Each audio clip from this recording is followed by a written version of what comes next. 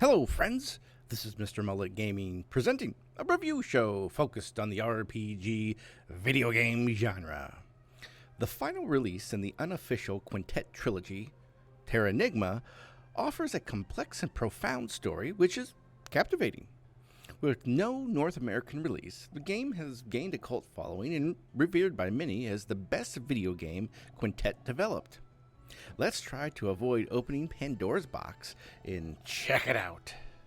Terranigma was published in Japan by Enix on October 20th, 1995, and in Europe and Australia by Nintendo in December of 1996. The game was not released in North America due to Enix having already closed its US branch by the time localization had finished, and the game has not been re-released due to complicated issues relating to its rights. Terranigma boasts a rich narrative that begins with the protagonist, Ark, opening Pandora's box, which was sealed away long ago by the town elder. Ark then awakens in a world devoid of life except for his village.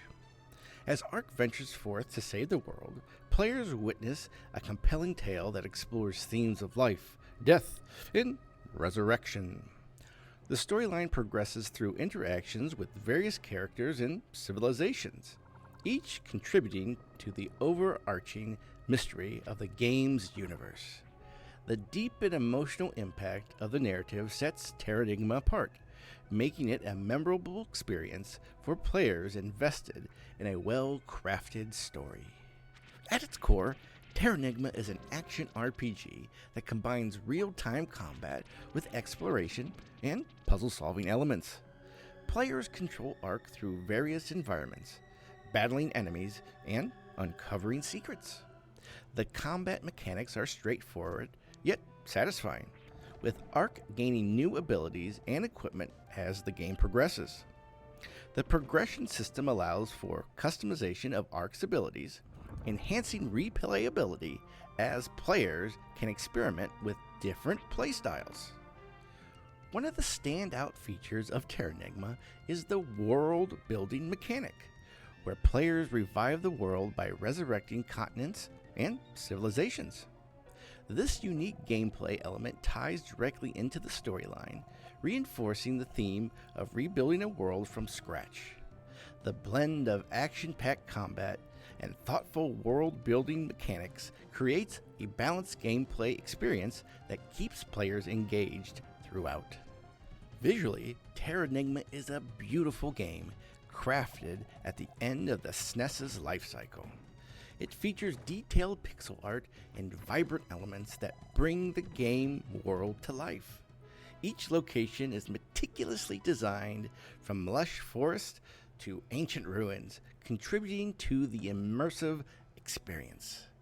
The character sprites are expressive, adding personality to the diverse cast of NPCs and enemies. Accompanying the stunning visuals is an atmospheric soundtrack composed by Miyaoke Kobayashi and Mizunori Hakichi. The music complements the game's emotional highs and lows, enhancing the overall storytelling experience.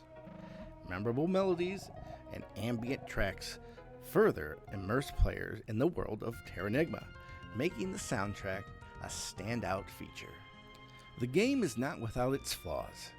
Translation errors and subtle clues from NPCs plague Terranigma. It's easy for one to get completely lost as players are misguided. Additionally, towards the end of the game, the world opens up and progression is a challenge without using hints from an online guide. Additionally, the game's control is poor at best. Ark is slippery and slides around. I mean, it's like he has banana peels on his feet. Running into objects happens frequently. In most cases, this isn't an issue, but controlling Ark is like controlling an inebriated Cleveland Browns fan. Not only are you misguided and slipping around everywhere, but you're constantly running into everything, which has this annoying banging sound effect.